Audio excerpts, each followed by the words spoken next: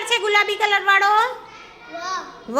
પછી બીજો અક્ષર કયો છે? ર. અને પછી સ. અને છેલ્લો દ.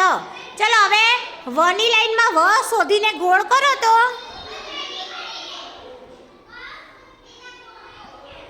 Very good. અને રની લાઈનમાં ર શોધો તો. હવે સની લાઈનમાં સ ક્યાં છે? જો તો સસલાનો સની લાઈનમાં. Very good. અને દની લાઈનમાં દ શોધો તો. દ. Very good. ચલો હવે વ શબ્દ લખો ને. વર. નીચે લખો તો. વર લખો તો.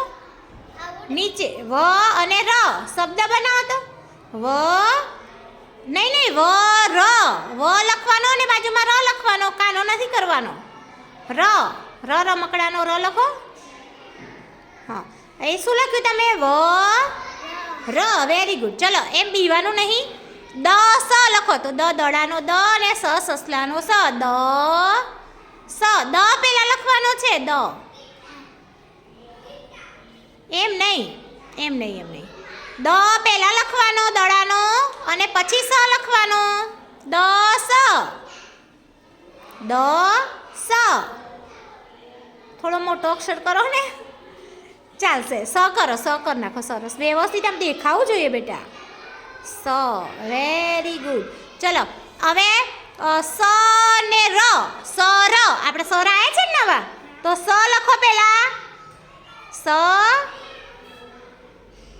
અને બાજુમાં ર રમકડાનો ર. સર છે ને. આપણે સર આવ્યા છે ને. સરસ. હવે આપણે લખવાનું છે રસ. રસ ખાવ છો ને તમે? ર સ. રમકડાનો ર અને સસલાનો સ. હા, ભૂલ કરો છો ને.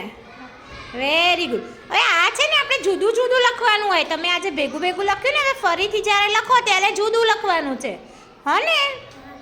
ચલો હવે વનેકાનો વા લખો ને.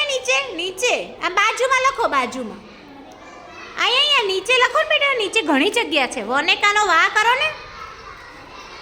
વા. હા, કાનો કઈ કરી લીધી. હા, પછી રનેકાનો રા. રા. સરનેકાનો સા. દનેકાનો દા. વેરી ગુડ સનાયા બેન.